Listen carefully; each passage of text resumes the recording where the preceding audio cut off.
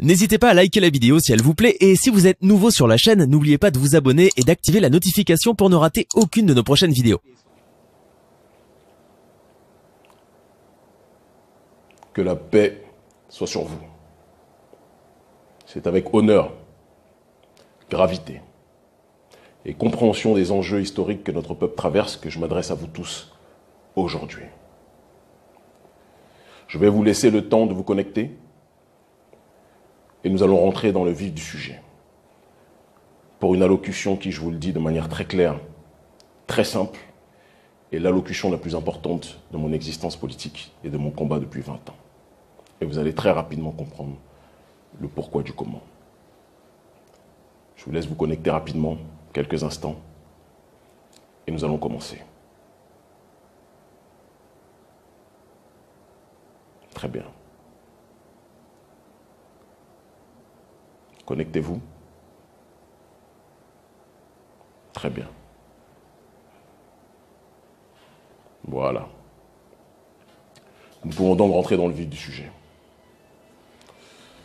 Comme vous le savez tous, parce qu'on a tous des yeux et un cœur pour voir, l'Afrique traverse aujourd'hui une crise sans précédent. Une crise en ce qui concerne la malgouvernance. Une crise en ce qui concerne la corruption. Une crise en ce qui concerne le viol des constitutions. Une crise en ce qui concerne le non-respect des volontés du peuple. La démocratie, demos kratein, normalement c'est le pouvoir au peuple. Mais en Afrique, la démocratie est égale surtout au pouvoir aux mains d'une élite qui est dans le népotisme, qui est dans la corruption, qui est dans le mépris des classes populaires qu'ils sont censés administrer, diriger et protéger. Je vous tiens ce discours aujourd'hui en direct d'un pays où j'étais normalement interdit d'entrer. Un pays qui, dès lors que je vais vous donner la localisation, va donner l'ordre à la DST, à la Direction de surveillance du territoire, de me chercher, de m'arrêter, peut-être même de m'incarcérer, peut-être de m'expulser, ou peut-être même avec leur milice, de me faire du mal, comme ils l'ont fait depuis très longtemps à un certain nombre de gens dans ce pays.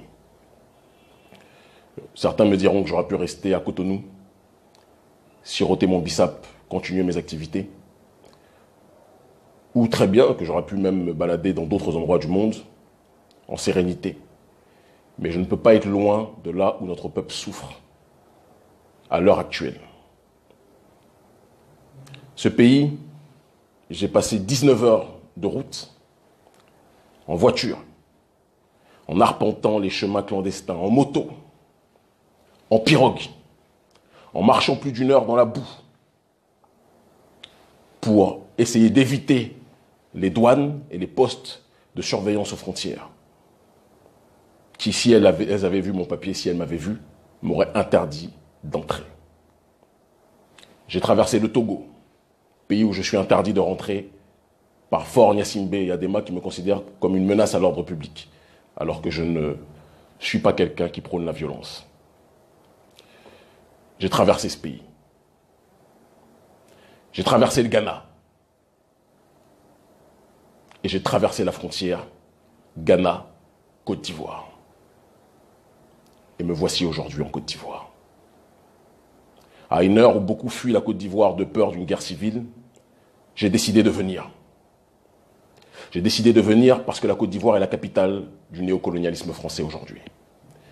Et que tant que la Côte d'Ivoire sera dirigée par Alassane Dramane Ouattara, l'Afrique sera toujours, du moins l'Afrique de la zone dite franc, sera toujours dans la dimension de la néocolonisation. Alassane Ouattara est le président de la Côte d'Ivoire, mais il est aussi l'homme qui donne l'heure, qui donne le tempo pour les pays de l'UEMOA. Si Ouattara dit chute, tous les autres pays diront chute. Si Ouattara dit on se soumet à la France, tous les autres pays diront on se soumet à la France. Et donc l'élection présidentielle pour laquelle Alassane Ouattara est en train de frauduleusement concourir, puisqu'il a violé la Constitution, normalement il avait droit à 2 mandats, il a violé la Constitution pour en faire un 3e, il a empêché Laurent Gbagbo, il a empêché Blé Goudé, il a empêché Soro de concourir, il a truqué les élections. Ouattara veut se représenter parce qu'il sait très bien que sans sa présence, la France-Afrique risque d'être en difficulté. Et c'est la raison pour laquelle les hypocrites du gouvernement français, dirigé par M. Emmanuel Macron, n'ont rien dit contre Alassane Ouattara lorsque celui-ci voulait se présenter, mais dans le même temps, ont eu le culot, tout comme la CEDEAO, tout comme le gang de la CEDEAO, parce que c'est devenu un gang politique aujourd'hui, d'accord, de condamner la manifestation populaire au Mali qui voulait simplement le départ d'Ibeka. Qu'est-ce que l'on doit retenir par rapport à cette situation? Que lorsque le peuple s'exprime, la CEDEAO et le gouvernement français s'opposent. Parce que les intérêts du peuple africain, ce n'est pas les intérêts ni de la CEDEAO, ni de l'oligarchie française.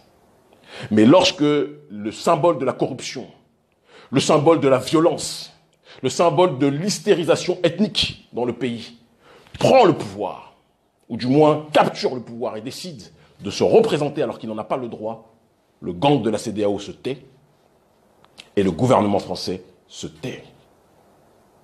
Et vous voulez qu'on fasse confiance à ces institutions.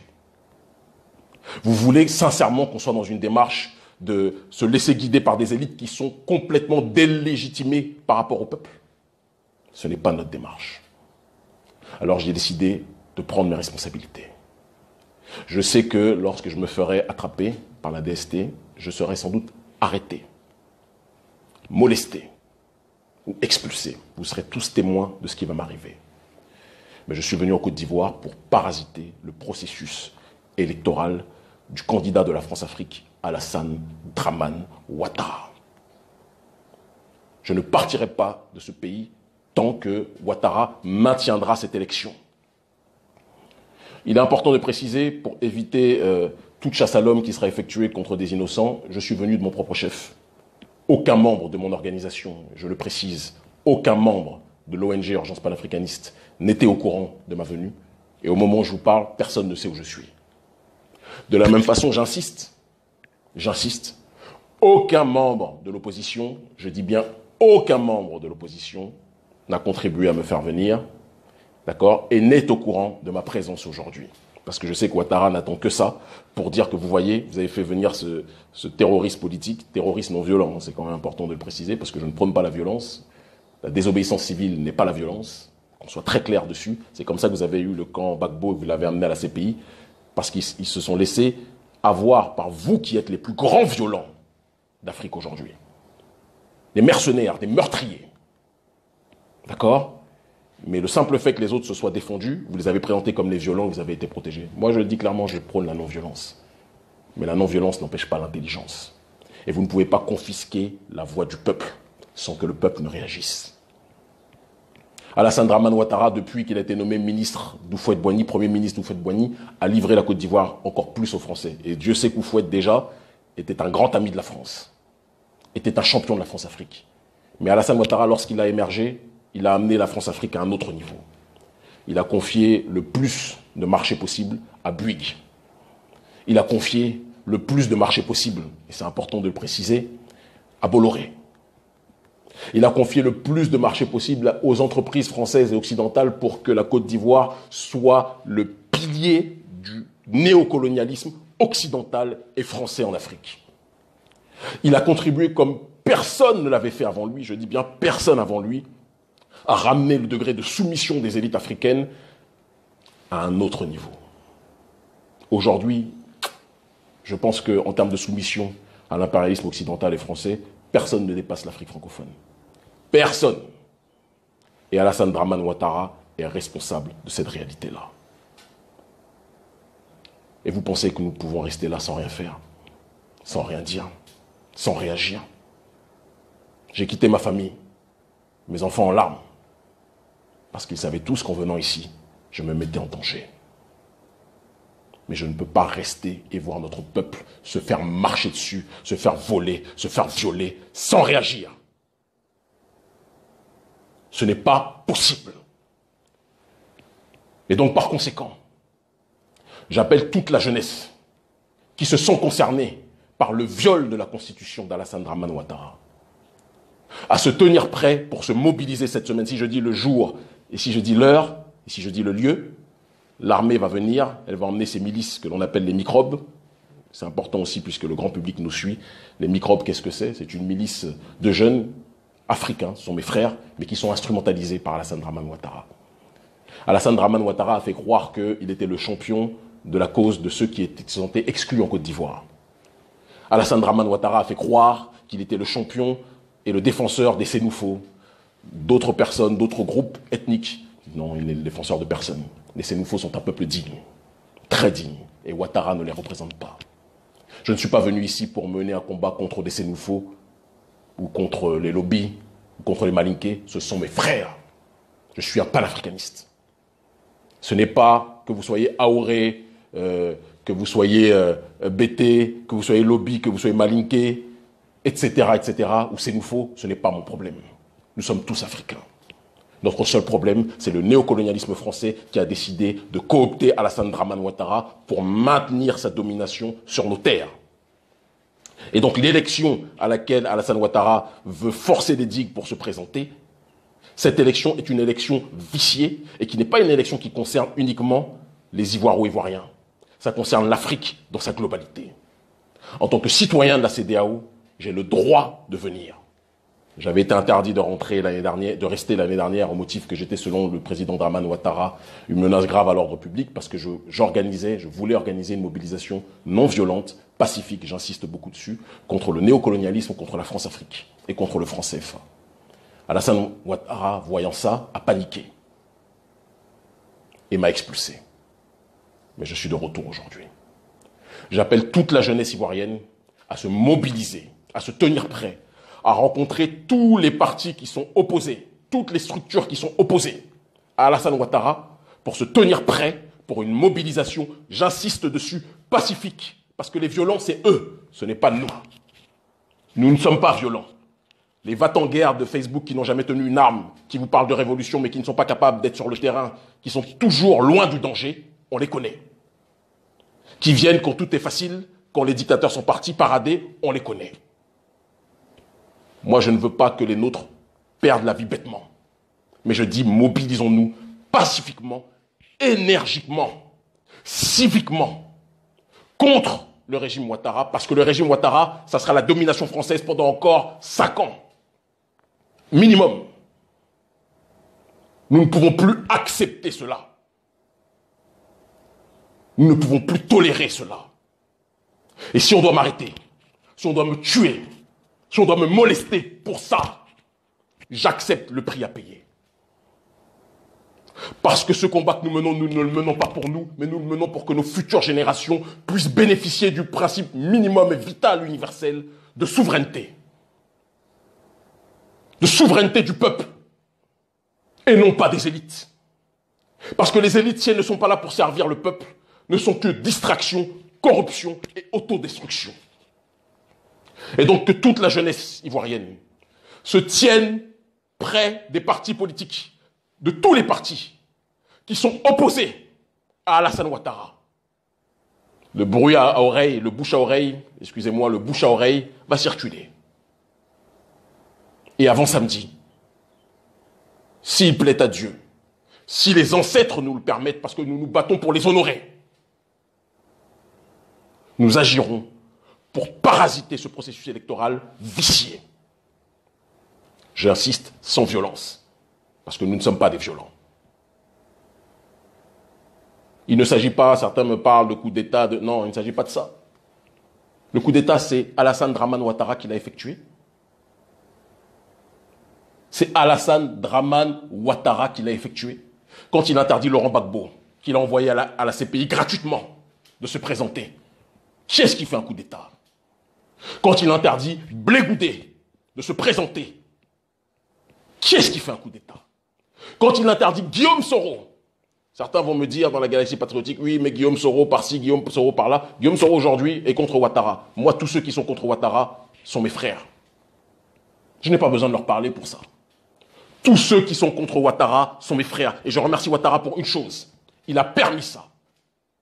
Il a permis que tous les compteurs soient remis à plus ou moins à zéro et que nous nous organisions tous, nous nous unissions tous contre Ouattara. Et donc j'appelle toutes les forces d'opposition à donner de leur personne pour se mobiliser pacifiquement, contre le régime Ouattara une dernière fois.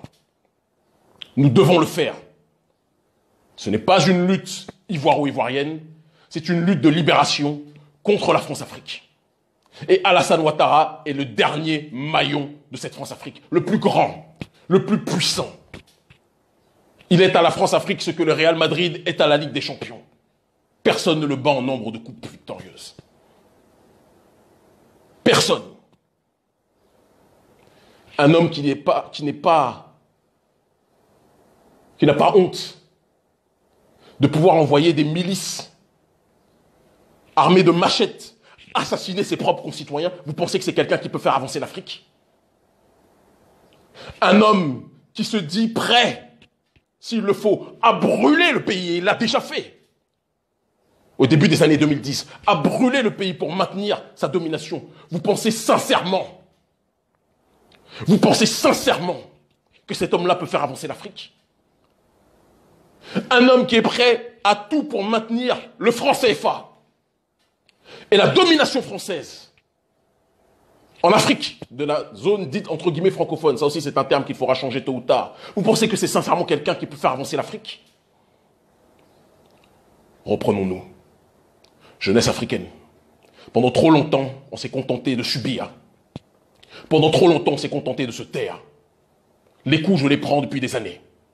Je me dis toujours, et je le dis toujours publiquement, je n'ai pas peur des menaces, je n'ai pas peur des risques. Je suis en sursis, parce que la mort nous touchera tous. Mais je veux vivre en me battant, comme je le fais depuis 20 ans, et non pas vivre en mourant. Je ne veux pas vivre en acceptant la mort que le néocolonialisme et que nos élites corrompues endogènes ont décidé de nous imposer. La France-Afrique n'est pas morte. La France-Afrique est plus que jamais vivante. La France-Afrique, c'est ce qui permet à ce que Alassane Dramane Ouattara ait pu avoir le courage, le toupet, d'accueillir l'assassin de Thomas Isidore Sankara. La France-Afrique, c'est le maintien de toutes les multinationales et de toutes les entreprises françaises sur nos sols, qui empêchent un développement économique serein, sans assistance respiratoire. La France-Afrique, c'est le maintien des bases militaires avec tous les affiliés d'Alassane Ouattara dans nos pays, en Afrique dite francophone. Dite francophone. C'est notre devoir à tous de nous mobiliser.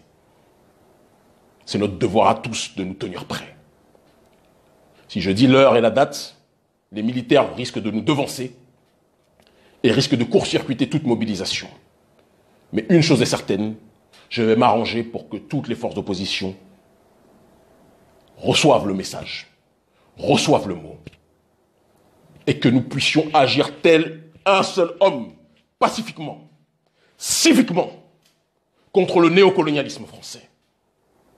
C'est le néocolonialisme, c'est de néocolonialisme dont il s'agit. Rien d'autre.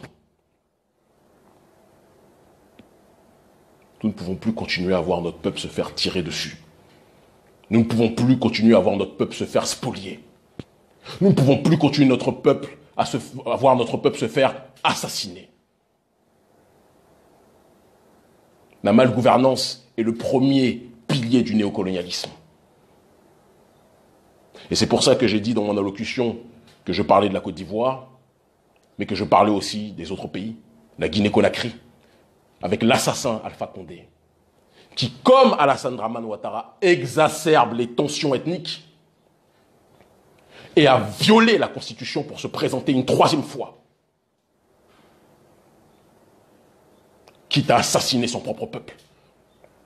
Quelqu'un qui s'est présenté comme un chevalier de la voix du peuple. Et c'est pour ça que j'ai décidé, moi, à titre personnel, de me tenir pour l'instant éloigné de ces voies électorales. Parce qu'en Afrique, les gens ne rentrent pas en politique pour servir le peuple, mais pour se servir sur le dos du peuple. Moi, je suis là pour servir le peuple. Quitte à risquer ma vie pour ce peuple. C'est notre seule obsession. C'est notre seule mission. Alpha Condé a volé les élections. Et j'appelle là aussi les Guinéens, la jeunesse guinéenne, à se mobiliser pacifiquement, mais à redoubler d'intensité et à redoubler d'efforts pour s'opposer au viol de la Constitution et au vol des élections. Nous ne pouvons plus accepter de vivre dans ces conditions. avec des présidents milliardaires qui deviennent milliardaires quand ils deviennent présidents, bien évidemment, mais qui astreignent leur peuple à la résidence de l'excessive pauvreté. J'étais un identitaire noir lorsque je vivais en Europe. La vie m'a transformé en militant d'extrême gauche en Afrique, parce que personne ne peut, je dis bien personne, ne peut vivre dans ces conditions et voir la majorité du peuple vivre en dessous du seuil de pauvreté. Personne ne peut vivre sereinement en voyant cela. Ce n'est pas possible. Jeunesse de Guinée, mobilisez-vous, intensifiez vos mobilisations. Tout comme en Côte d'Ivoire, je vous demande de vous tenir prêts. Le mot d'ordre sera d'ici peu de temps lancé.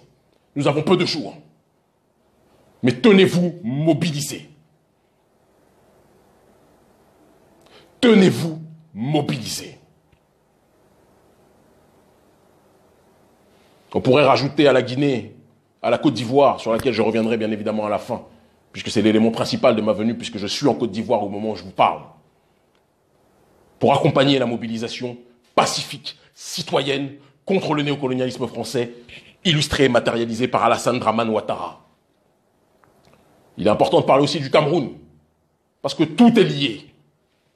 Le Cameroun, pays où il y a plus de militaires qui sont présents pour protéger le président de la République que pour protéger la population.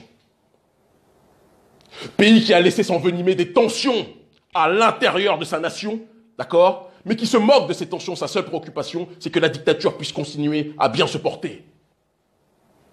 Pendant combien de temps va-t-on accepter d'avoir des présidents qui mobilisent l'armée uniquement pour leurs intérêts, mais pas pour les intérêts du peuple?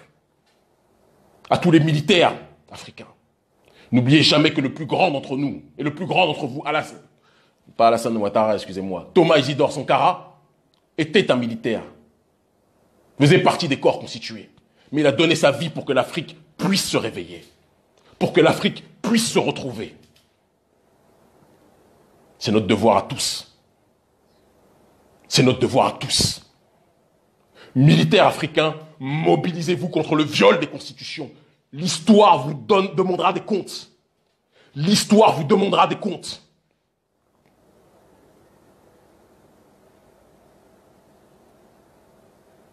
Voir au Cameroun des enfants se faire assassiner à cause d'une malgouvernance qui est putréfiée, qui est insérée, qui est présente depuis trop longtemps. Ça ne peut plus durer. Nous sommes fatigués de voir les larmes couler. Nous sommes fatigués de voir les larmes couler. Nous voulons que ce massacre, que ces drames dans nos pays cessent. Et si on doit perdre la vie pour cela, je l'ai dit dans mon dernier livre, L'Afrique libre ou la mort en Afrique n'est qu'une étape. Et je veux mourir en me battant pour mon peuple et non pas vivre en mourant. Je pourrais élargir aussi à la question du Bénin, mon pays qui avance beaucoup sur le développement, il y a beaucoup de choses qui se font, il faut le reconnaître, mais qui sur le terrain de la démocratie est en train de mourir, parce que toute voix dissidente est assassinée médiatiquement, assassinée judiciairement, pourchassée, persécutée, censurée. Patrice Talon, vous êtes mon président. Vous êtes meilleur que bon nombre d'hommes politiques au Bénin. C'est une réalité, il faut le dire. Mais vous ne ferez pas avancer le Bénin en tuant la démocratie. Le développement sans la démocratie n'est que forfaiture. Je sais que en disant ça, à mon retour du Bénin, vous aussi, vous allez me mettre en garde à vue. Faites ce que vous avez à faire. Le peuple voit. Le peuple voit. La jeunesse africaine doit prendre ses responsabilités. La jeunesse africaine doit prendre son courage. Comme en Angola, que je salue, où le peuple se lève contre le camp du président, João Lourenço, à cause, encore une fois, de la malgouvernance, de la corruption. Le problème prioritaire du continent africain, la corruption, la malgouvernance. Vous êtes élu pour protéger le peuple, mais dès que vous arrivez au pouvoir, quand vous êtes vraiment élu, ça mérite réflexion, vous vous servez de ce pouvoir sur le dos du peuple. Ça ne peut plus durer. Et je conclurai sur le Nigeria avant de revenir sur la Côte d'Ivoire. Le Nigeria, une grosse mobilisation se fait. Et je passe une salutation à mon ami, à mon frère, le fils de Fela Kuti, Seun Kuti. Mais je précise une chose. Tout le monde sait que depuis des années, la SARS est une milice criminelle qui persécute le peuple. Et Buhari, depuis Fela Kuti, est quelqu'un qui a causé des problèmes à tous ceux qui voulaient la liberté dans leur pays. Et donc ce qui se passe là est légitime. Mais, attention à ce que cette révolte ne soit pas transformée en une insurrection instrumentalisée par ceux qui veulent déstabiliser le Nigeria au moment où celui-ci s'oppose, j'insiste dessus, où celui-ci s'oppose à la monnaie franc CFA éco voulue par Emmanuel Macron. Attention, au moment où le Nigeria est en train de devenir une grande puissance, attention à ce que cette révolte ne soit pas instrumentalisée. Mais je soutiens évidemment ad vitam aeternam mon peuple qui se bat au Nigeria aussi. Revenons maintenant par exemple, et de manière très concrète en Côte d'Ivoire. Il y a aujourd'hui des partis d'opposition, et je m'adresse à vous.